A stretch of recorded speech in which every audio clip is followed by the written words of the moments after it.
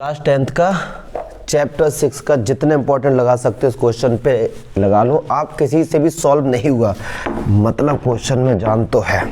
देखिए ट्रायंगल में ये होता है, ट्रायंगल में ये ऐसे क्वेश्चन मिलेंगे आपको, हर साल मिलते हैं। ये बोर्ड का आया हुआ क्वेश्चन है और ऐसे क्वेश्चन मिलते हैं। चलो जल्दी से पहले क्वेश्चन पढ़ते हैं। क्या AD इज अ मीडियन, मतलब AD जो है वो मीडियन है। कहने का मीनिंग क्या है, जो BD है वो CD के इक्वल है, ये भैया गिवन है। ठीक, अच्छा X is a point on AD पे एक पॉइंट X है सच दैट AX बराबर AX रेशियो XD, मतलब AX और XD का अगर हम रेशियो मतलब डिवाइड करते हैं तो आंसर हमेशा 2:3 आ रहा है। इस तरीके से है।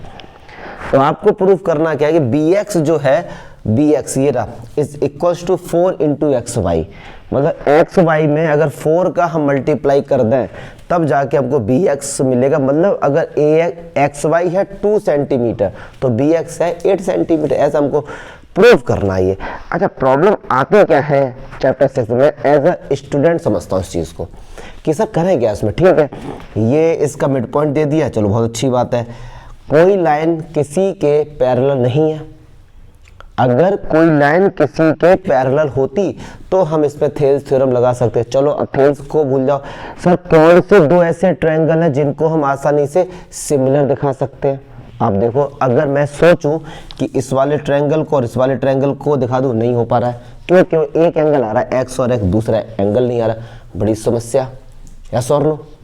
तो ऐसे में करें क्या, बस यही प्रॉब्लम आती है। और ये कुछ ऐसे क्वेश्चन 7-8 क्वेश्चन है, उनके वीडियो बन जाएंगे, उनको देखोगे फिर दिमाग में ऑटोमेटिक आप सोचने लगोगे। अब देखिए, ना तो हम किसी को सिमिलर दिखा पा रहे हैं और ना कोई दो लाइन आपस में क्या है पैरेलल। तो अब जुगाड़बाजी करेंगे जिससे हम कहते हैं कंस्ट्रक्ट। और जैसे ही कभी कोई टीचर कंस्ट्रक्ट करता है ये बच्चों के अंदर डाउट होता है, सर आपने कैसे सोच लिया। तो इसे आप भी सोचो क्या कि हमको यहाँ पे दो कंडीशन पता हो जाए, या तो कोई दो ट्रायंगल आपस में सिमिलर हो जाए या कोई लाइन किसी के क्या हो जाए पैरेलल। दोनों में से एक कंडीशन भी गिवन नहीं है तो हम खुद से उसे कंस्ट्रक्ट करें। अब प्रॉब्लम आता है सर कहाँ से हम करें पैरेलल ना। तो चलो जुगाड़ रख में ये देखो कौन सी चीज गिवन है और क्या प्रूफ करना है, उसी के आसपास कुछ कंस्ट्रक्ट हम लोग करेंगे। इसका रेशियो दिया गया और इनका रेशियो पूछा गया है ना, मतलब बराबर दिखा। तो कुछ ऐसी जुगाड़बाजी हम करें कि इन्हीं के आसपास कुछ हो। तो देखो D मिड पॉइंट है, मैंने D से क्या किया, AC के पैरेलल लाइन ड्रॉ की। ये मैंने लाइन ड्रॉ की, इसका नाम ABC, इसका नाम मैंने E दे दिया। क्या दे दिया हमने, E। अब समझते हैं, बड़ा मजेदार और इंपॉर्टेंट क्वेश्चन है। कंस्ट्रक्ट हमने किया कि जो DE है वो क्या है जी, पैरेलल AC के। AC बोल दो या फिर XY बोल दो, एक ही बात है ना, YC या फिर AC के। अब देखो यहाँ पे हुआ क्या, अब कितनी आसानी से ये क्वेश्चन हो गया। देखो जरा, D क्या था, मिड पॉइंट। ठीक, मिड पॉइंट से हमने एक लाइन पैरेलल ड्रॉ की किसके, AC के। तो अगर मैं बात करूं इस ट्रायंगल में तो क्या E मिड पॉइंट नहीं होगा, converse of mid point theorem से।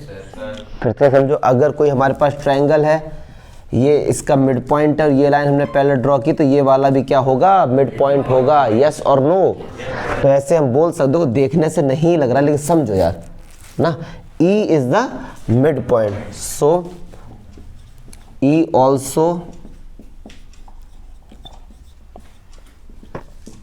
A mid point of BY। अगर E मिड पॉइंट है तो क्या हम ये लिख सकते हैं कि जो BE है वो क्या है, EY के इक्वल। इसका देखते हैं यूज होगा या फिर नहीं, हमको नहीं पता इसका यूज होगा नहीं होगा, लेकिन ये पता है अगर ये भैया मिड पॉइंट है और लाइन हमने पहले ड्रॉ की। अच्छा दिमाग में आएगा सर यहाँ तक लाइन आपने क्यों नहीं की। एक बात सुनो जरा, हमने लाइन यहाँ तक इसलिए करना है क्योंकि ये दोनों ट्रायंगल अब हम वो सिमिलर दिखा सकते हैं। देखो कैसे, ट्रायंगल EXD और AXY, EXD इन दो को देखो कैसे, angle X is equal to angle X vertically opposite या कॉमन कुछ भी बोल दो।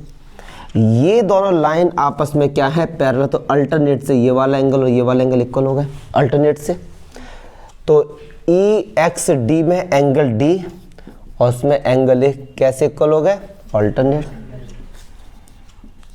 तो बस by A similarity criterion triangle E x D similar, x किसके इक्वल है, एक्स के, एक्स बीच में आ रहा तो एक्स बीच में आएगा, डी ए के डी एंड में आ रहा तो ए एंड में आएगा, एक्स का काम हो गया, ए का काम हो गया, क्या बच्चा जी, वाई। तो ये दो ट्रायंगल आपस में क्या हो गए, क्लियर है।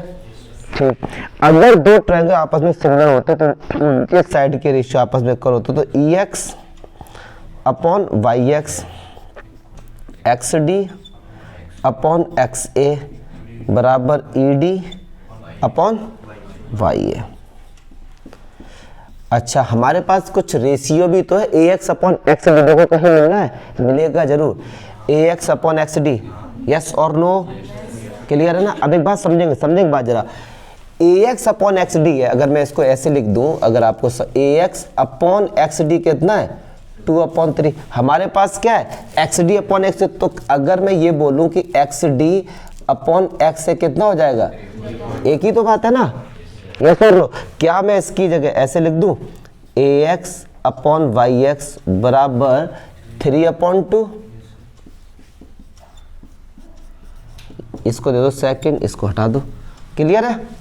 चलो अब देखते हैं, भैया प्रूफ करना क्या था, बी एक्स, तो उठाओ बी एक्स ही तो लेके आना था यार हमको, बी एक्स की वैल्यू 4xy के इक्वल। क्या हम लोग समझेंगे, क्या हम लोग बी एक्स को ध्यान से, अब यहीं से थोड़ा सा लॉजिक है, बी ई प्लस ई एक्स लिख सकते हैं, यस और नो, बी ई प्लस ई एक्स लिख सकते हैं। अच्छा, जो ये बी ई है, क्या ये ई वाई के इक्वल नहीं है, तो बी ई है, ये किसके इक्वल है जी, ई वाई प्लस ई एक्स। मुझे नहीं लगता यहाँ तक कोई डाउट होगा, लॉजिक है, हर स्टेप पर लॉजिक है। अच्छा जी, ई वाई को क्या हम लिख सकते हैं, ई एक्स प्लस एक्स वाई, समझो ई वाई, केवल इतने पोर्शन को क्या इतना लिख सकते हैं, देखो जरा, देखो ई वाई यहां से यहां तक है ना, तो E x plus x Y. अच्छा सर क्यों ऐसा, क्योंकि हमको पता है हमें एक्स वाई लेकर आना है, एक्स वाई लेकर आना है, जुगाड़बाजी करेंगे, तो ई एक्स और ई एक्स प्लस, अच्छा ये किसके इक्वल चल रहा है, बी एक्स के, ये तो थोड़ा लिखते ही रहेंगे हम लोग, ठीक है, बी एक्स बराबर, अब सुनो, अब क्या करें, अब जो दिया गया यहाँ से कुछ जुगाड़बाजी करेंगे, एक्स वाई, देखो कहीं पे है भैया, एक्स वाई हमारा दिख रहा है कहीं पे, देखो यहाँ पे कहीं दिख रहा है, ई एक्स दिख रहा है, ई एक्स बराबर, अगर हम यहाँ से क्रॉस मल्टीप्लाई करके, देखो ये ई एक्स वाई एक्स ही था, मैंने वाई ए लिख दिया, पता नहीं, देखो ना ये, ठीक है ना, दिखेगा जरूर। तो अब सुनो, क्रॉस मल्टीप्लाई कर, अगर मैं इसका क्रॉस मल्टीप्लाई करूँ तो ये क्या होगा, 2EX बराबर 3YX, यस और नो, तो 2EX की जगह कितना लिख सकते हैं, 3YX, तो VX बराबर 4XY। इसको, इस चीज को इसके नीचे लिख देना तो थोड़ा सा मतलब टीचर को दिखेगा।